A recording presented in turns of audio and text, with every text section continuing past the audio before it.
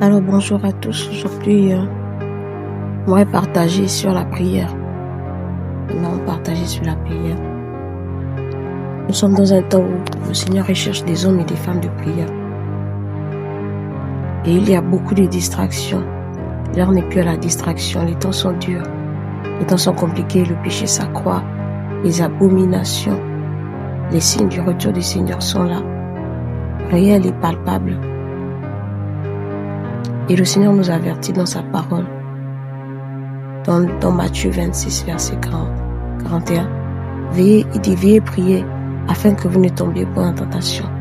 Dans ces temps dans lesquels nous vivons, nous avons besoin de prière. Nous avons besoin d'être constamment en prière. Et cela nous aidera à être en éveil afin de ne pas tomber devant les tentations, afin de ne pas céder à une quelconque tentation. Et la parole du Seigneur nous exhorte aussi. Dans le livre de 1 Pierre 5, versets 8 à 7. Soyez sobres, veillez, votre adversaire le diable rôde, comme un lion rugissant, cherchant qu'il pourra dévorer. Résistez-lui avec une foi ferme. La force que tu auras pour résister devant les épreuves, devant les tentations, devant les persécutions, cette force que tu auras, cette fermeté, c'est dans la prière. Ce n'est que dans la prière, dans la présence du Seigneur que tu pourras l'avoir. Parce qu'on ne peut rien sans le Seigneur. Sans le Seigneur, nous sommes faibles. Sans le Seigneur, on ne vaut rien en fait. Sans le Seigneur, on est tellement limité, on est faible. Et ce qu'on a besoin, on a besoin d'être en éveil. On a besoin d'être attaché au Seigneur, constamment dans sa présence. Parce que c'est là-bas où il va davantage nous revêtir, nous fortifier, nous encourager. Et il va nous révéler aussi les plans de nos ennemis. Oui, parce que l'ennemi a des plans et planifie tout le temps des plans contre les enfants du Seigneur. Mais le Seigneur est celui qui révèle toutes choses, qui connaît aussi toutes choses. Oui. Et lorsque tu commences à examiner ta vie et que tu te rends compte que lorsqu'il faut prier, c'est difficile. Lorsqu'il faut méditer la parole, tu dors. Lorsqu'il faut prier, tu es fatigué, tu es lourd. Il faut te rendre compte il faut savoir que ce sont des attaques. Ce n'est pas normal parce que un enfant du Seigneur doit avoir une communion avec son maître, son Seigneur. Et cette communion, ce n'est pas de temps en temps, c'est tous les jours. Et c'est tous les jours. Et lorsque tu commences à réaliser cela, que tu es fatigué, tu es lourd lorsqu'il faut prier. Mais lorsqu'il faut regarder un film, tu as le temps, tu as la force. Ce n'est pas normal du tout. Ce n'est vraiment pas normal. Éphésiens 5,14 nous dit quoi? Réveille-toi, toi qui dors. Réveille-toi d'entre les morts et Christ t'éclairera. Ce sont des signes de mort spirituelle. Et le Seigneur ne nous attend pas à être dans cet état, dans cette condition, non. Parce qu'il a la vie et c'est sa vie qui nous communique. Et pour avoir sa vie continuellement, pour avoir cette force, c'est dans sa présence. C'est dans sa présence. Il est temps de se lever. Il est temps de revenir à l'intimité véritable, à l'intimité du Seigneur. Tu es dans un temps où tu dois prendre des décisions. Tu es dans un temps où tu dois faire des choix pour ta vie. Tu dois faire des choix pour l'œuvre du Seigneur.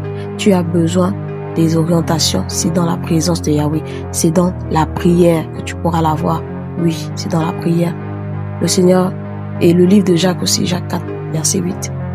Approchez-vous de Dieu et il s'approchera de vous. Le Seigneur, pour qu'il s'approche davantage de nous, il faudrait que nous aussi on s'approche de lui. Il faudrait que nous on aime sa présence. Oui. Il faudrait que nous on aime sa présence et qu'on apprenne à se confier en lui. Ésaïe 40, verset 31 dit quoi? Que les jeunes gens les jeunes gens se lassent, les vieillards se lassent, mais se fatiguent. Voilà. Les gens se lassent et se fatiguent. Mais ceux qui se confient en l'Éternel, ils renouvellent leur force. Plus tu te confies au Seigneur dans sa présence, dans la prière, plus il va te renouveler, il va renouveler tes forces. Et pendant les temps difficiles, pendant ces temps compliqués, tu auras la force d'affronter cela. Tu auras vraiment la force. 2 Timothée 3, verset 1 dit quoi? Sache que dans les derniers temps, il y aura des temps difficiles. Tant que tu es sur terre, tant que les jours approchent, le jour du Seigneur approche, les temps deviendront de plus en plus difficiles. Et si tu ne trouves pas du temps pour prier, si tu ne trouves pas du temps, si tu ne crées pas du temps pour prier, c'est que tu ne considères pas cette relation avec le Seigneur. C'est que tu ne considères pas cette intimité, l'importance de cette intimité.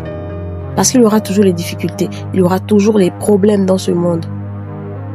Mais on est avec le Seigneur, il a vaincu, il a accompli toutes choses.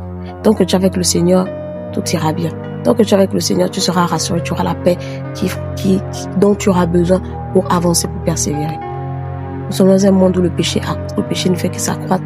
Les abominations, l'iniquité ne fait que s'accroître. Chaque jour, il y a des cas, des abominations qui se font et des crimes qui n'ont pas de nom, qu'on ne pouvait pas retrouver autre part. Mais qu'est-ce qu'il faut faire?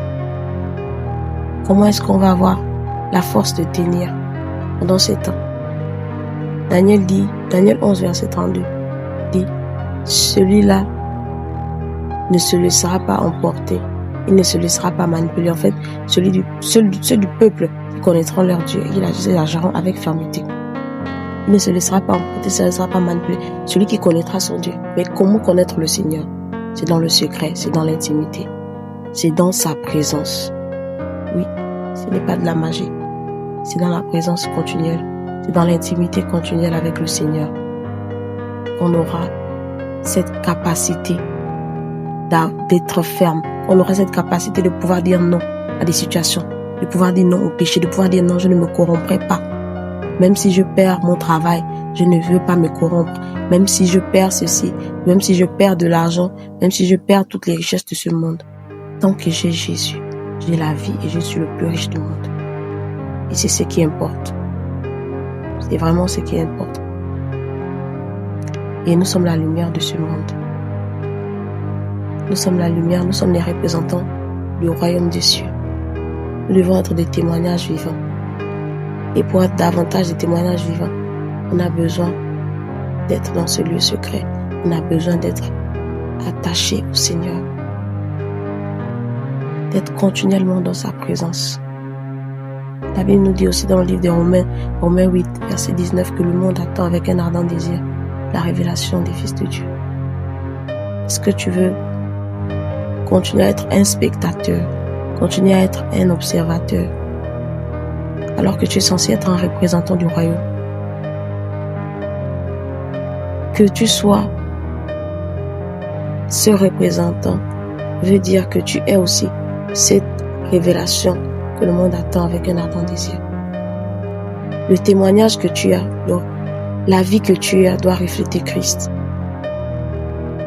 Et pour arriver à tes fins, pour arriver à témoigner de la vie de Yahweh, de continuer à briller et de toujours être en feu pour lui, c'est dans sa présence. Tout se passe dans le secret. Il doit y avoir une différence entre celui qui se réclame de Christ et celui qui ne l'est pas. Entre celui qui dit être servir Dieu et celui qui ne le sert pas.